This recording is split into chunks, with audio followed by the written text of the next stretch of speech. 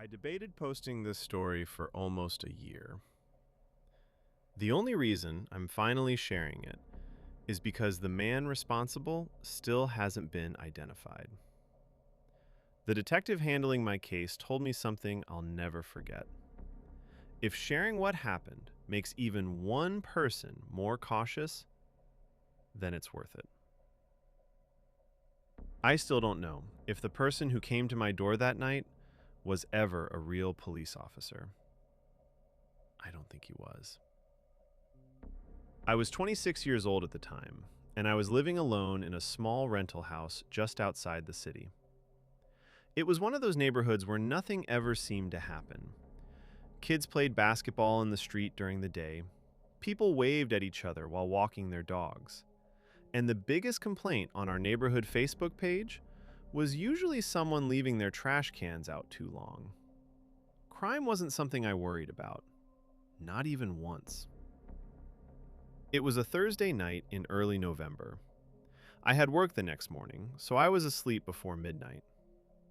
At exactly 1:18 a.m., 3 slow knocks woke me up. Not loud, not desperate. Just 3 calm, confident knocks. I looked at my phone before getting up, because I assumed someone had the wrong house. When I reached the front door, I looked through the peephole. A police officer was standing on my porch. He looked completely legitimate. Dark blue uniform, duty belt, radio, badge, even a body camera clipped to the center of his chest. A marked patrol car sat across the street with its headlights off. Everything about the situation looked exactly the way you'd expect it to. I opened the door a few inches, leaving the chain lock attached. He smiled politely. "Sorry to wake you." His voice was calm, professional. "We've received reports of someone checking doors in the neighborhood tonight. I'm just making sure everyone's okay." I immediately relaxed. It sounded completely believable. He asked if I had seen anything unusual. I told him I hadn't. Then he looked past me, into my house. "Are you here alone tonight?" At the time, it felt like a harmless question. "Yeah." He nodded. "Any dogs?" "No." "Security cameras?" "No." He smiled again. "All right. Keep everything locked tonight." Then he thanked me for my time and walked back toward the patrol car. I watched him drive away. At least, I thought I did. About 25 minutes later, I heard something outside my kitchen window. A soft metallic sound, like someone testing a door handle. I froze. The backyard light was off. The entire house was dark. I grabbed my phone and opened my security camera app. Nothing. Then I remembered something. I didn't have security cameras. My mind was racing so badly, I imagined checking cameras that didn't even exist. I slowly walked toward the back of the house. I didn't turn on any lights. I didn't want whoever was outside to know exactly where I was. That's when I heard it. The back doorknob slowly turning. Once. Twice. Then harder. Whoever was outside wasn't knocking. They were trying to come in. I grabbed my phone.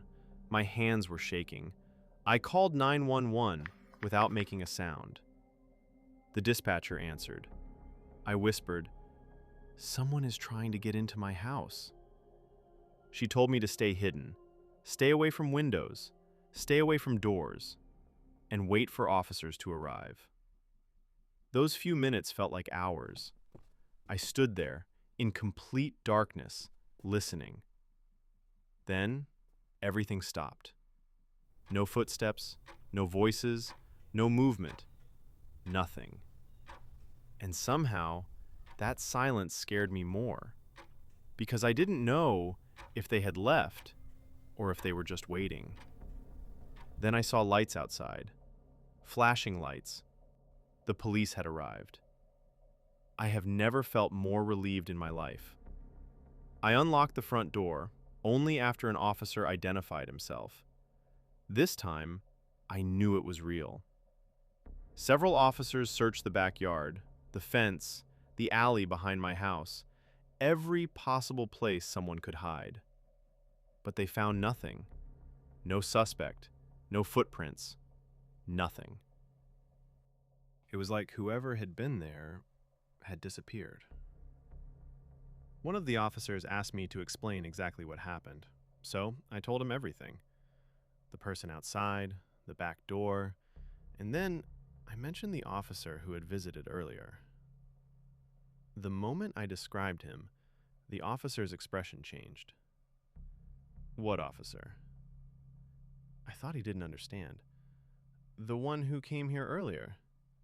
The one warning me about someone checking doors. He looked at me. Can you describe him? I described everything. The uniform, the patrol car, the body camera. Then he asked, "Did you get his name?"